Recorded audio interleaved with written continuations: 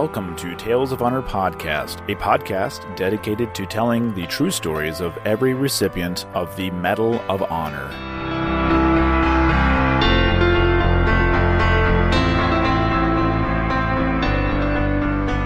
Hello everyone, and welcome to another episode of Tales of Honor Podcast. I'm your host, Christoph Ambrosch, and today's episode is episode number 317. I have no birthdays to go over today, and no news or current events to really go over as well.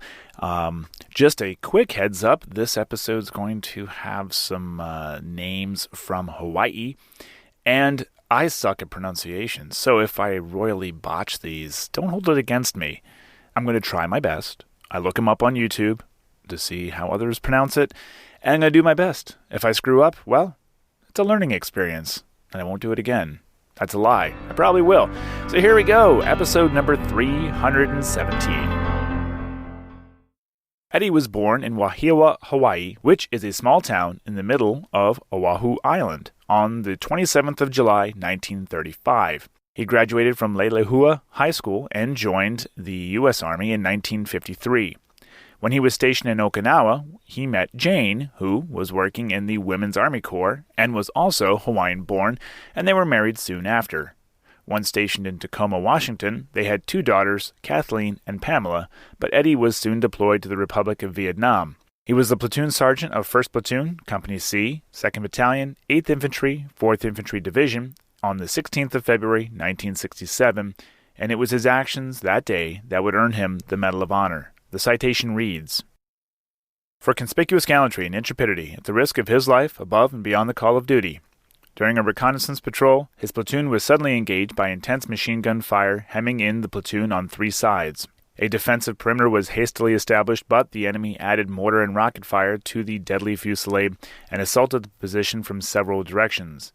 With complete disregard for his safety, Platoon Sergeant Smith moved through the deadly fire along the defensive line, positioning soldiers, distributing ammunition, and encouraging his men to repel the enemy attack. Struck to the ground by enemy fire, which caused a severe shoulder wound, he regained his feet, killed the enemy soldier, and continued to move about the perimeter. He was again wounded in the shoulder and stomach, but continued moving on his knees to assist in the defense. Noting the enemy massing at a weakened point on the perimeter, he crawled into the open and poured deadly fire into the enemy ranks. As he crawled on, he was struck by a rocket. Moments later, he regained consciousness and, drawing on his fast dwindling strength, continued to crawl from man to man. When he could move no farther, he chose to remain in the open where he could alert the perimeter to the approaching enemy. Platoon Sergeant Smith perished, never relenting in his determined effort against the enemy.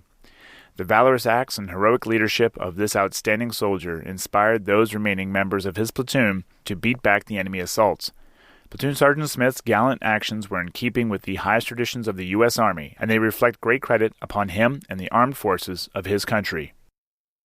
Eddie's wife, Jane, received his Medal of Honor from Stanley Resor, the Secretary of the Army, on the 3rd of October, 1968. According to the News Tribune from Tacoma, Washington, Eddie had been home on rest and recuperation with his family just days before his death. Elmelindo R Smith is buried in the National Memorial Cemetery of the Pacific, also known as the Punch Bowl Cemetery, in Honolulu, Hawaii.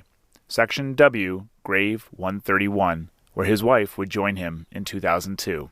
His name appears on panel 15E, line 51, of the Vietnam Veterans Memorial Wall in Washington, D.C. And that was a Tale of Honor.